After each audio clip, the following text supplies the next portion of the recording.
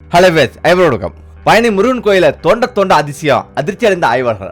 தங்கத்தமிழ்ல 2000 ஆண்டுகளுக்கு மேலாக எத்தனையோ பக்தி இலக்கியங்கள் படைக்கப்பட்டிருக்கிறது. அவற்றையெல்லாம் ஆராய்ந்து பார்த்தா சிவனையும் விஷ்ணுவையும் விட முருகன் கொண்டாடப்பட்டிருப்பது புலனாகும். படைத்தலைவனாக, மகனாக, தமையனாக, காதல் கணவனாக, தமிழ் கடவுளாக திகழ்கிறான் அழகின் உருவான முருகன். அண்டமெங்கு நிறைந்திருக்கும் பரம்பொருளான சிவபெருமானுக்கு பாடம் எடுத்த பெருமையுடைய முருகனுக்கு கோயில்கள் இல்லாத ஊரே தமிழ்நாட்டில் இல்லை எனலாம். அப்படி ஆயிரக்கணக்கான கோயில்கள் இருந்தாலும் அவை எல்லாவற்றுக்கும் தலையானதாக இருப்பது ஞானப்பழத்திற்காக கோபித்துக் கொண்டு தன்னாடு தன் மக்கள் என்று வந்தமர்ந்த பழனி ஸ்ரீ தண்டாயுதபாணி கோயிலாகும். தமிழராய் பிறக்கும் பேறு பெற்ற ஒவ்வொருவரும் கட்டாயம் செல்ல வேண்டிய இக்கோயிலை பற்றிய பல அதிசய தகவல், பல அதிர்ச்சியான தகவல் வெளிவந்துள்ளது. பிரபலமாக அறியப்படும் கதைப்படி நாரத முனிவர் கைலாய மலைக்கு சென்று சிவனிடம் தனக்கு கிடைத்த ஞானப்பழத்தை அன்பளிப்பாக வழங்குகிறார். தான் இதை புசிப்பதை விடவும் தன் பிள்ளைகள் இதை உண்பதே சரி என்று முடிவெடுத்த சிவபெருமான் விநாயகர் மற்றும் முருகனை அழைத்து யார் முதலில் உலகத்தை 3 முறை சுற்றி வருகிறார்களோ அவர்களுக்கே இந்த ஞானப்பழம் என்று ஒரு போட்டியை வைக்கிறார். இதை கேட்டவுடன் முருகன் தனது மயில் வாகனத்தில் ஏறி உலகை சுற்றி வருகிறார். ஆனால் விநாயகரோ சமயோஜிதமாக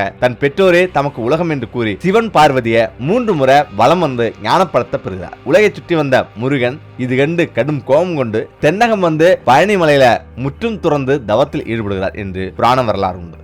கோயில் புராண வரலாறு. மற்றொரு புராண கதைப்படி சிவபெருமான தரிசிக்க எல்லா முனிவர்களும் ரிஷிகளும் கைலாயம் வந்துவிட பூமி எடை ஒரு பக்கமாக அதிகரித்ததன் காரணமாக உலகம் சமநிலையை இழந்துவிட சிவபெருமான் அகத்திய முனிவரை தென்பக்கம் சென்று சமநிலையை சரி செய்யுமாறு பணிக்கிறார். அகத்திய முனிவரோ இடுமன் என்ற அரக்கனை அழைத்து தனது தோல்ல 2 மலைகளை சுமந்து சென்று தென்னகத்தில் வைக்குமாறு ஆணையிடுகிறார். அப்படி இடும்பன் மலைகளை கொண்டு செல்கையில ஒரு இடத்துல அவற்றை கீழே வைத்துவிட்டு ஓய்வெடுக்கிறார்.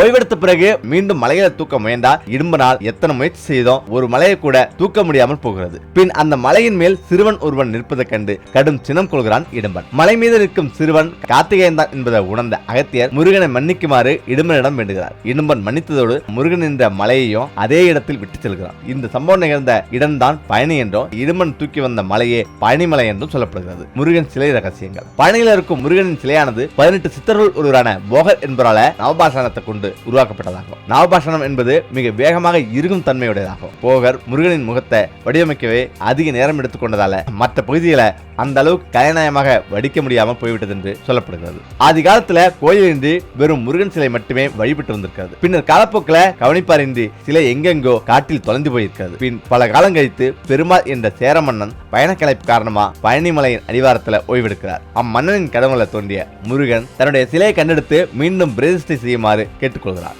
அதைத் தொடர்ந்து சேர மன்னன் பெருமாள் இன்று நாம் காணும் கோயிலை எழுப்பி முருகனை பிரதிஷ்டை செய்கிறார். பொதுவாக மற்ற கோயில்களில் முருகன் கிழக்கு நோக்கியே காட்சி தருவார். ஆனா இங்கு மட்டும் மேற்கு நோக்கி இருக்கிறார். மேலும் இங்குள்ள முருகனின் காதுகள் சற்றே பெரியதாக இருக்கும். பக்தர்களின் குறைகளை ஒன்று விடாமல் கேட்பதால முருகனின் காது பெரியதானதாக பக்தர்களிடையே ஒரு நம்பிக்கை இருக்கிறது. முக்கியமாக பழனியில போகர் சிலை வெடித்த காரணம் இதுதான். போகரும் நவபாஷண ரகசியங்களும் இதுதான். இந்த விக்கிரகத்துக்கு பின்னாலே உணர முடிந்த அளவுக்கும் உணர முடியாத அளவுக்கும் ஏராளமான நுட்பங்கள் உள்ளது. போகர் மற்ற முனிவர்களின் வழிகாட்டுதலிலும் தன் தேடலிலும் மருத்துவ முறைகளை உலகுக்கு அளித்தது ஒரு விதம் தான். ஸ்ரீ தண்டாயுதபாணி சுவாமியை அளித்த விதம் ஒரு அற்புதமாகும். எவ்வளவோ தெய்வங்கள் இருக்க முருகபெருமானின் உருவத்தினை இவர் ஏன் வடிக்க வேண்டும்? முருகன் என்றால் அழகன் என்று பொருள். அவன் வெறும் அழகன் மட்டுமல்ல, நல்லதோ தமிழன் கூட. அவனது ஆறுமுகமோ 12 கரமோ அதன் கூட்டான 18 நம் உயிர்மை எழுத்துக்களை நினைவட்டும். அவனது வேல் கூறிய அறிவின் சின்னம். இப்படிப்பட்டவனை ஆண்டி கோலத்துல வடிக்க வேண்டிய அவசியமே? இப்படி பல கேள்விகள் நம்முள் எழலாம். முருகபெருமான் திருவிளையாடல் கதை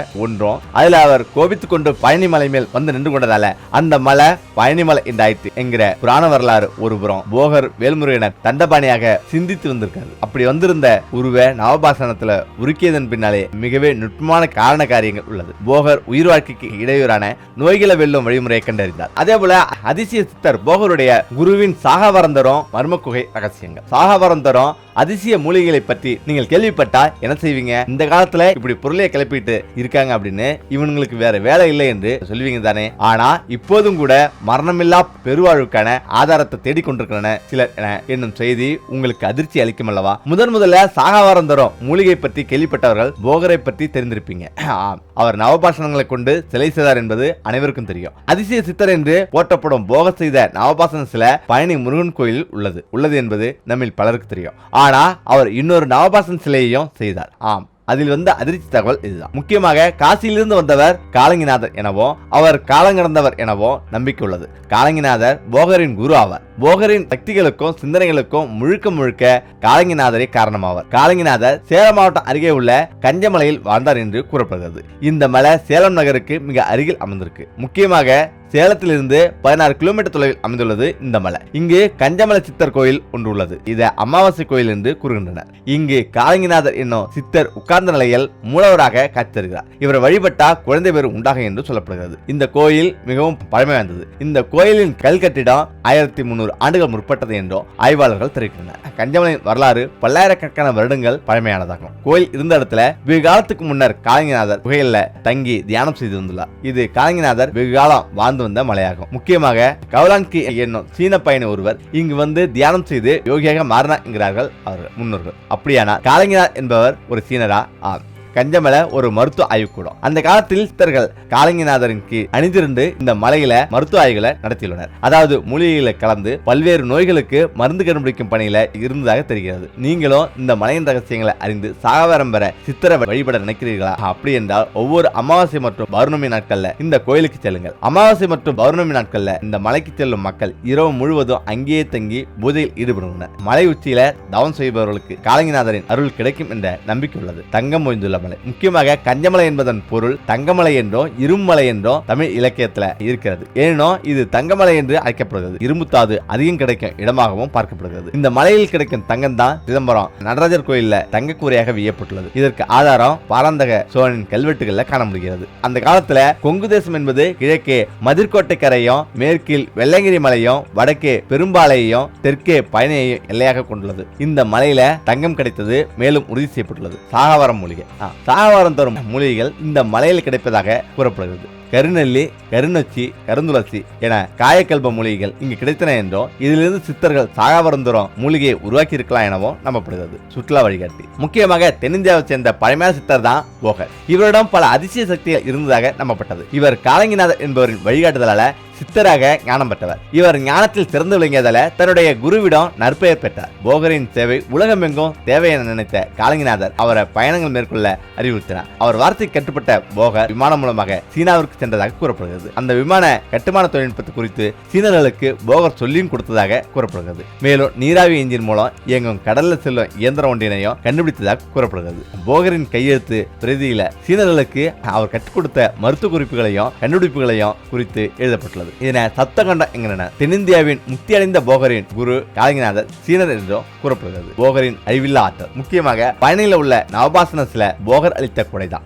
இந்த சிலை கல் கிடையாதான், மூலிகைகளால் உருவாக்கப்பட்ட சிலையாகும். கற்சிலைகளே காலமாக சேதமாகும். ஆனா இந்த நவபாசன சிலை கிட்டத்தட்ட 2500 ஆண்டுகளுக்கு முன்பு செய்யப்பட்டாலும் இந்த அளவிலும் எந்தவித சேதமும் இல்லாம இருப்பது காண்போர வியப்பில் ஆழ்த்தும். போகர் சித்தரின் நிர்விகல்ப சமாதி பழனிமலையில் தான் உள்ளது. அவர் பழனிமலையில் உள்ள ஒரு குகையில் தான் கடைசியாக போகர் தவம் புரிய சென்றுள்ளார். ஆனா அவர் அங்கிருந்து வெளியேறவில்லை. அதனால அவர் இன்றும் அங்கே தவம் செய்து வருகிறார் என்ற நம்பிக்கை உள்ளது. பழனியில் புலிப்பாணி என்ற சித்தரின் பரம்பரையினர் தான் பூஜை செய்து வருகின்றனர். இவர் போகரின் சீடர்கள ஒருவர். மனிதர்கள் அறிந்த அமுதங்கள்ல முக்கியமானதாக நவபாஷணத்தை கூறுவர். 9 விஷப்பொருட்கள் தான் நவபாஷணம் என்பர். மனிதர்கள் கொடிய நோய்களால அவதிப்படுவர் என முன்கூட்டியே அறிந்த சித்தர்கள் மக்களை மீட்க முடிவு செய்தனர். அதற்கான வழியை அறிய போகருக்கு அறிவுறுத்தப்பட்டது. அப்போதுதான் முருகன் வடிவில் நவபாஷணத்தை செய்ய அவர் முடிவு செய்தார். நவபாசன முருகனை தழுவும் மக்கள் துன்பங்களில் இருந்து மீண்டு வருவதற்கு வழி செய்யப்பட்டது. சித்த மருத்துவத்தின் தந்தையான அகத்தியர் மற்ற சித்தர்களின் ஆலோசனையை பெற்று போகர் 9 விஷயங்களை கலந்து பழனி முருகன் கோயிலில் தற்போது வழிபாட்டில் உள்ள முருகன் சிலையை செய்தார். நவபாசனங்கள் கிட்டத்தட்ட 64 வகைகள் இருப்பதாகவும் அதுல நீலி என்ற பாசனம் பிற 63 பாசனங்களையும் செயலிற்கு செய்யும் ஆற்றல் வாய்ந்தது என கூறப்படுகிறது. தமிழ்நாட்டில் பழனிமலை கோயில், கொடைக்கானல் அருகில் உள்ள பூம்பார குழந்தைவேலப்பர் கோயில், சிவகங்கை பேரிச்சி கோயில் ஆகிய இடங்கள்ல நவபாசன சிலைகள் வழிபாடு நடக்கிறது. நவபாசனங்களால் செய்யப்பட்ட சிலைகளை வழிபடும் நபர்களுக்கு நவகிரகங்களால் உண்டாகும் தீமைகள் விலகும். பழனி முருகன் சிலைக்கு அபிஷேகம் செய்யும் தண்ணீரை குடிப்பதால தீராத நோய்களும் மறையும் என்பது ஐதீகம். தண்டாயுதபாணியின் இருப்பிடமாக உள்ள பழனிமலை மகத்தானது. ஜாதிபேதமின்றி பல்வேறு பிரிவினரும் பெருந்திரளாக அங்கு சென்று பிரார்த்தனை செய்து குடிகொண்டு நிவாரணம் பெறுகிறார்கள். பயனின் பெருமை குறித்து மெத்த பாண்டிதான் பெற்ற ஒருவர் கூறினார். அபரிதமான பழங்காலத்து பொருட்கள், பழக்க வழக்கங்கள், சரித்திரம், புராண கதைகள், வீரகாவியங்கள், மாபெரும் முனிவர்களின் கதைகள், இலக்கியங்கள் போன்ற அனைத்தையும் உள்ளடக்கி கொண்டுள்ள இடமே பழனிமலை. தமிழ்நாட்டின் கிழக்கு பகுதியில கடல் மட்டத்திலிருந்து சுமார் 1500 அடி உயரத்தில் உள்ள பெருமைமிக்க இடமான சிவகிரி மலையில தண்டாயுதபாணி பழனி ஆண்டவராக வீற்றுள்ளார். புராதன காலத்தின் துவக்கம் முதலே சித்தர்களும் முனிவர்களும் பழனி மலையில தவம் இருந்ததால அந்த இடம் இன்னும் அதிக புனிதத்தன்மையை அடைந்தது. பல மன்னர்களும் கொடையாளிகளும் அந்த ஆலயத்துக்கு பல வழிகளிலும் தங்களுடைய ஆதரவை வழங்கியுள்ளார்கள். தமிழக முன்னணி பாடகர்கள் பலர் தண்டாயுதபாணியின் பெருமைகளை வெளிப்படுத்தும் விதத்துல நிறைய தமிழ் பாடல்களை பாடியுள்ளார்கள். துடித்துக் கொண்டே இருக்கும் தெய்வீக சூழ்நிலையில பரம்பரையாக தொடர்ந்து கொண்டு இருக்கும் வழிபாட்டு முறைகளை எந்த விதமான மாற்றமும் இல்லாம இந்துக்கள் தொடர்ந்து கடைபிடித்த வண்ணம் இருக்கின்றனர். அனுதினமும் பல்லாயிரக்கணக்கான பக்தர்களே அதற்கு சாட்சி ஆவார்கள். ஆறுபடை வீடுகள்ல மணிப்பூரகம் என்னும் 3வது தெய்வீக நிலையை ஒருவர் எட்டியதும் அந்த நிலையிலிருந்து பரிபூர்ண ஆன்மீக நிலையினை அவர்கள் அடைய தூங்குவர். மற்ற தெய்வீக நிலைகள் புராண காலத்துல அருணகிரிநாதர் இயற்றிய இந்த பாடல் மூலம் பழனி மலையின் மகத்துவத்தை பற்றி அறிந்து கொள்ள முடியும். முக்கியமாக பழனியில் குடிகொண்டுள்ள அந்த தெய்வம் உலகின் பல இடங்கள்ல இருந்தும் பக்தர்களை தன்பால் இருக்கிறது. பழமையில் ஊறி போன முஸ்லிம் மதத்தினர் கூட இங்கு வந்து அவரை வணங்குகிறார்கள். முருகனை பழனி பாட்ஷா என அன்புடன் கூறி அவரை வணங்குகிறார்கள். ஆத்ம ஞானம் பெற அங்கு வரும் பக்தர்களுக்கு ஒளி வெள்ளத்தை காட்டியபடி பழனி ஆண்டவர் அவர்களை வழிநடத்தி செல்கிறார். தண்டாயுதபாணி ஆலயம் தனி மகத்துவம் பெற்றது. மற்ற ஆலயங்களுடன் அதை ஒப்பிடும்போது அவற்றிலிருந்து இது வேறுபட்டுள்ளது நன்கு தெரியும். முதலாவதாக அந்த ஆலயத்தில் உள்ள பிரதான தெய்வத்தை மூலவர் என்று அழைக்கிறார்கள். சாதாரணமாக இந்து ஆலயங்களில் உள்ள தெய்வங்களின் சிலையை கருங்கல் பாறைகளால செய்வார்கள். அதற்கு காரணம் அவற்றில் இயற்கையாக அல்லாம அவற்றில் இயற்கையாக அமைந்துள்ள அது இழிவிச சக்தி. மேலும் கருங்கல் பாறைகள் பெரும் பலம் மிக்கது. அது மட்டும் இல்லாம இயற்கை உருவாக்கியுள்ள பஞ்சபூத சக்தியான தண்ணீர், காற்று, நெருப்பு மற்றும் ஈதர் போன்ற அனைத்து பொருட்களும் அதற்குள் உள்ளது. ஆனா அப்படி இல்லாம பழனி ஆலயத்தில் உள்ள மூலவத்துல நவபாசனம் என்னும் பொருளினால செய்யப்பட்டுள்ளது. சமஸ்கிருதத்துல நவ என்பதற்கு 2 அர்த்தங்கள் உள்ளது. நவ என்றால் புதியது அல்லது 9 என்ற அர்த்தங்கள் உள்ளது. அதுபோலவே பாசனம் என்றால் விஷம் அல்லது தாது பொருட்கள் என்ற 2 அர்த்தங்கள் உள்ளது. பழங்காலத்திய இலக்கியங்களை ஆய்வு செய்த ஆராய்ச்சியாளர்கள் அங்கு நவபாசன சிலையை செய்தவர் சித்தமுனிவரான போகர் என்று கருத்து செய்த ஆராய்ச்சியாளர்கள் அந்த நவபாசன சிலையை செய்தவர் சித்தமுனிவரான போகர் என்று கருத்தரித்துள்ளார்கள். முக்கியமாக அங்குள்ள மூலவரின் சில நவபாசனங்களால செய்யப்பட்டுள்ளது. அதை மிகவும் நுண்ணியமாக 9 விஷப்பொருட்களின் கலவையினால செய்துள்ளார். அந்த 9 நச்சுத்தன்மை கொண்ட பொருட்களும் ஒன்றாகிய போது உடைக்க இயலாத பலமிக்க பொருளாக மாறியதும் அல்லாம பல வியாதிகளை குணப்படுத்தும் ஒருவித மருத்துவ தன்மை கொண்ட பொருளாகவும் மாறியிருந்தது. அதற்கு பின்னரே அந்த கலவையில செய்த பொருள்ல மூலவருடைய சிலை செய்யப்பட்டுள்ளது. அப்படிப்பட்ட ஒரு கலவையில ஒரு சிலையை வடிவமைத்தில் இருப்பதிலிருந்து சித்தமுனிவரான போகர் ரசவாத கலைகளில் கைத்தேர்ந்தவர் என்பது மட்டுமல்ல, தொலைதூர கண்ணோட்டத்துடன் பின்னர் வர உள்ள காலத்து முருக பக்தர்களின் உடல்நலத்துல பெருமளவு அக்கறை கொண்டிருந்தவர் என்றும் அவர் மிக உயர்வான தெய்வீக நிலையில இருந்தவர் என்றும் தெரியவந்தது. அந்த முனிவருடைய சித்தர் பரம்பரை பற்றியும் இலக்கியங்களில் இருந்து அறிந்து கொள்ள முடிகிறது. சித்தர்களின் தலைவராக கருதப்படுபவர் சிவபெருமானின் வாகனமான நந்தி தேவரே. அவருடைய 7 சிஷியர்கள திருமூலர் என்பவர் உண்டு. அந்த திருமூலருக்கு காலங்கி கஞ்சமலையான் என்ற சிஷியர் இருந்தார். அந்த கலங்கி கஞ்சமலையானுக்கு 6 சிஷியர்கள் இருந்தார்கள். அந்த 6 சிஷியர்கள் ஒருவரே போகரும் ஆவார். போகரை பற்றிய அனைத்து செய்திகளும் திருமூலர் எழுதியுள்ள திருமந்திரம் என்ற நூலில் உள்ளது. திருமூலர் சைவ சித்தாந்தத்துக்கு ஒரு தூணை போன்றவர். அவரே சைவ சித்தாந்தங்களுக்கு தெய்வீக மார்க்கத்தில் இணைந்து ஆத்ம ஞானத்தை பெற்று இறைவன் பாதத்தில் இணைந்து விடும் வழிமுறைகளை காட்டியவர். நவபாசன பொருட்களில் கலவையை கொண்டு தயாரித்த முருகன் சிலையை வடிவமைப்பதில் போகர் வித்தியாசமான முறைகளை கையாண்டுள்ளார். சாதாரணமாக அனைத்து ஆலயங்களிலும் காணப்படும் முருகன் சிலைகள் அழகிய இளைஞரை போல தோற்றம் உள்ளதாகவும் கிழக்கு நோக்கி பார்த்தவாறு அமைக்கப்பட்டிருக்கும். ஆனால் பழனியில் உள்ள முருகன் சிலையோ மெல்லிதாகவும் மொட்டை தலையுடனும் காவி உடை அணிந்தபடியும் சாமியார் கோலத்திலும் கையில் தண்டாயத்தை ஏந்தி கொண்டு தெற்கு நோக்கி பார்த்தபடியும் அமைக்கப்பட்டுள்ளது. நானே முதிர்ச்சி உள்ள அறிவிப்பு என்பதை பறைசாற்றி கொண்டிருப்பது போல அமைந்துள்ளது. அங்கு வரும் பக்தர்கள் பக்தி பெருக மூலவருக்கு செய்ய அபிஷேகங்களால அந்த சிலை எந்த விதத்திலும் பாதிக்கப்படவில்லை என்பது ஒரு ஆச்சரியமான செய்தியாகும். கிருத்திகை தினங்கள்ல சுமார் 600 முதல் 700 அர்ச்சனைகள் செய்யப்படுகிறது. அத்தனை அபிஷேகம் செய்தும் எந்த விதமான பாதிப்பு அடையாம அந்த நவபாசன சிலை எப்படி இருந்ததோ அப்படியே உள்ளது என்பதை கற்பனை கூட செய்து பார்க்க முடியவில்லை. இருந்தாலும் அந்த சிலையின் அருகில் சென்று உன்னிப்பாக பார்ப்பவர்களுக்கு கழுத்து கீழே உள்ள பாகங்கள் தக்க வீதாச்சாரத்துல தற்போது இல்லை என்பது தெரிய வரும். பக்தர்கள் உபயோகித்து இருந்த சில அபிஷேக பொருட்களால அந்த சிலையின் கைகளும் கால்களும் மிகவும் சேதமடைந்துள்ளது. தொடைப்பகுதியில முட்டி கீழே உள்ள கால்கள் மிகவும் மெலிதாகிவிட்டது. 2 இரும்பு கம்பிகள் ஒரு பீடத்தில் நிற்பது போலவும் எலும்புகள் தேய்ந்து போன நோயாளிகளின் கால்களைப் போலவும் தோட்டத்தோர அளவிற்கு அந்த சிலை பழுதடைந்தது. உடலின் பல பாகங்களில் சிறு சிறு பள்ளங்கள் போன்றவை தோன்றியுள்ளது. அந்த சில சொரசொரப்பான உடலமைப்பு கொண்டது போல காட்சியளிக்கிறது. கூர்மையான பொருள் போல சில பகுதிகளில் ஏதோ நீட்டிக் கொண்டுள்ளது. அந்த சிலையின் கால்கள் பலவீனமாகிவிட்டதால சிலையின் கன்னத்தை தாங்க முடியாம எந்த நேரமோ அந்த சிலையின் கால்கள் உடைந்து விடுமோ என்று கூட ஒரு கட்டத்தில் பயந்தார்கள். அந்த நிலை முற்றிக்கொண்டே போக துவங்கியதும் பல பக்தர்களும் மக்களும் அந்த சிலையின் உருவத்தை கண்டு அஞ்சி தமிழக அரசுக்கு பல விண்ணப்பங்களை அனுப்பினார்கள். அதனால கவலையுற்ற தமிழக அரசும் 1983-84 ஆண்டுகளில் பயணியில் உள்ள அந்த பெருமை வாய்ந்த சிலை மேலும் பழுதாகி விடாம பாதுகாக்கப்பட வேண்டும் என்று தீர்மானித்து பல யோசனைகளை பரிசோதித்தது. அந்த சிலையை மாற்றி விடலாமா என்று கூட ஒரு கட்டத்தில் யோசனை செய்யப்பட்டது. ஆனா அதிலும் ஒரு பிரச்சனை இருந்தது.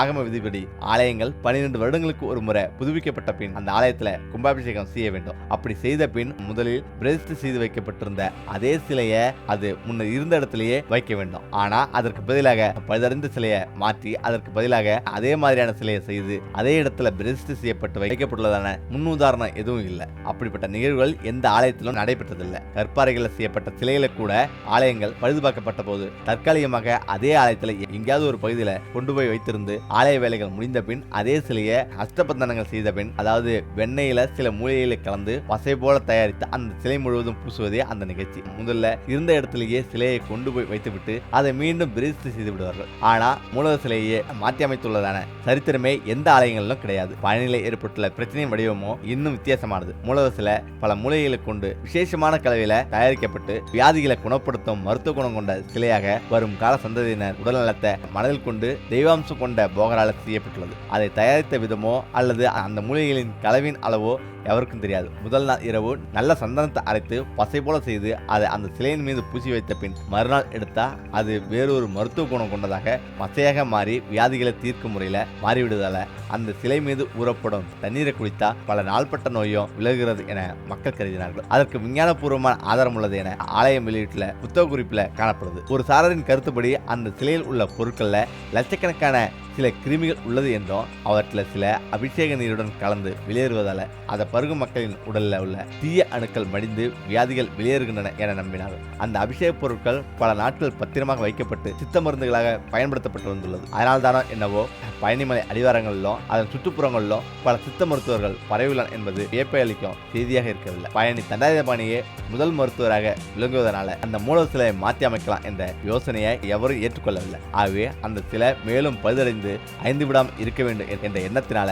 அதற்கான வழிமுறைகளை கண்டறிய ஒரு உயர்மட்ட குழுவை அரசாங்கம் நியமித்தது. நல்ல கல்விமானோ பெரும் தெய்வ பக்தி மிகுந்தவருமான நீதிபதி சதாசிவம் அந்த குழுவின் தலைவராக நியமிக்கப்பட்டார். அவர் 5 உபக்குழுக்களை ஏற்படுத்தி பல்வேறு வழிகளையும் ஆராய்ந்து பார்த்து அந்த பிரச்சனைக்கு தீர்வு தரக்கூடிய வகையில கருத்துக்களை தருமாறு அவர்களிடம் கேட்டுக்கொண்டார். அந்த குழுக்களில் இருந்தவர்கள் இவரும் ஒருவர், நாம் சந்தித்த ஒருவர். அவரும் ஒரு விஞ்ஞானி என்பதனால அந்த உபக்குழுவில் இருந்த விஞ்ஞானிகள் குழு இடம்பெற்றிருந்தார். அந்த மூலவரின் சிலை எந்த பொருளால் செய்யப்பட்டுள்ளது என்பதை கண்டறியும் வேலை அவர்களுக்கு தரப்பட்டிருந்தது. அவர்களும் உண்மையை கண்டறியும் குழுவில் இருந்ததனால மூலவரின் அறைக்குள்ள செல்ல அனுமதிக்கப்பட்டார்கள்.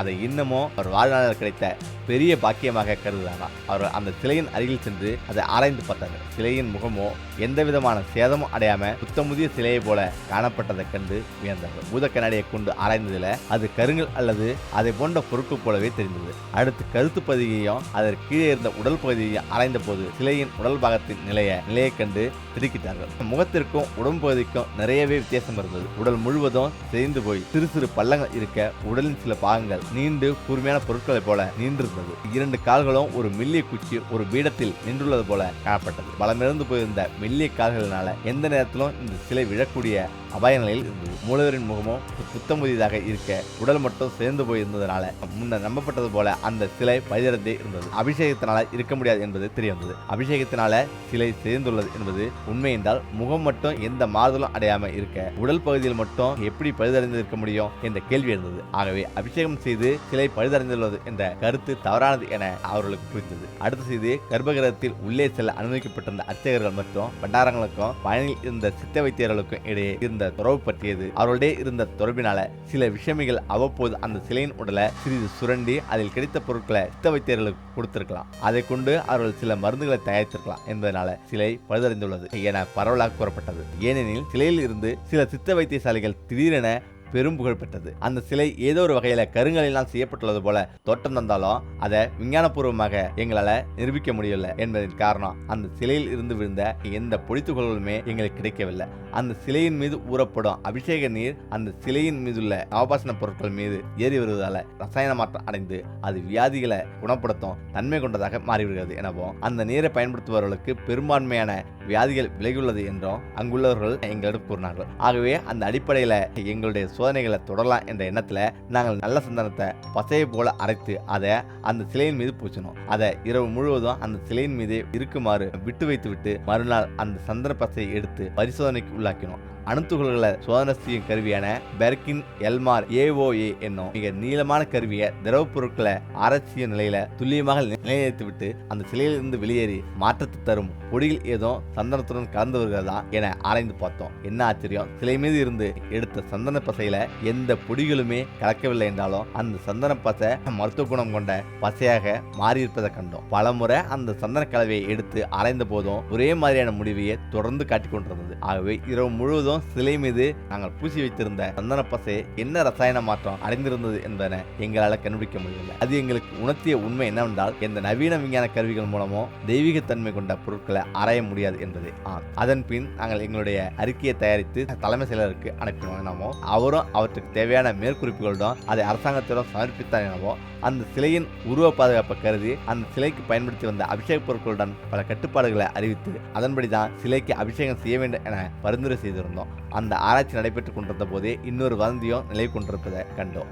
அந்த செய்தி என்னவென்றால் சித்த முனிவரான போகர் பழனியில் தான் செய்து வைத்திருந்த சிலையை போலவே 3 சிலைகளை செய்ததாகவும் அவற்றில் 2 சிலைகளை பூமியில எங்கேயோ மறைத்து வைத்துள்ளதாகவும் தக்க சமயத்துல தெய்வீக பிறவி ஒருவர் அதை கண்டுபிடித்து வெளியில் எடுத்து அடுத்த நாள் வரை பயன்படுத்தி பழுதடைந்துள்ள சிலையை மாற்றி அமைப்பார் என்பது. இதன் மூலம் தெரிய வந்தது என்னவென்றால் இறைவன் நம்மிடம் கொடுத்துள்ள பொருட்களை முறையாக பயன்படுத்தினா நாம் பல நன்மைகளை அடைய முடியும். ஆனா மனிதர்களால இறைவனது படைப்புகளை எதிர்த்து வெற்றி கொள்ள முடியாது. மனித குலத்துக்கு தான் செய்துள்ள சேவை பிரதான காலமாக வந்துள்ள நியமங்களை மதித்து நடக்க வேண்டிய அவசியத்தை ஒவ்வொரு மனிதனும் புரிந்து கொள்ள வேண்டும் என்பது. முருகனுடைய சிலையில் இருந்து எந்த பொருள் ரசாயன மாற்றத்தை தருகிறது என்பதை நவீன கருவி கூட கண்டுபிடிக்க முடியல என்ற உண்மையை பெருந்தன்மையுடன் ஒரு விஞ்ஞானி வெளிப்படுத்தியுள்ளார். கவிஞர் கண்ணதாசன் எழுதிய ஒரு பாடல் நினைவில் உள்ளது. சூனியத்தில் இருந்து கொண்டு இந்த அண்டத்தை ஆண்டு கொண்டு நம் கற்பனைகளுக்கு அப்பால் உள்ளவரே கடவுள். அவர் யார், எப்படி இருப்பார் என்பதை புரிந்து கொண்டு யார் ஒருவர் அவரை உளமாற உணர்கிறார்களோ அவர்களுக்கு அவர் காட்சியளிப்பார்.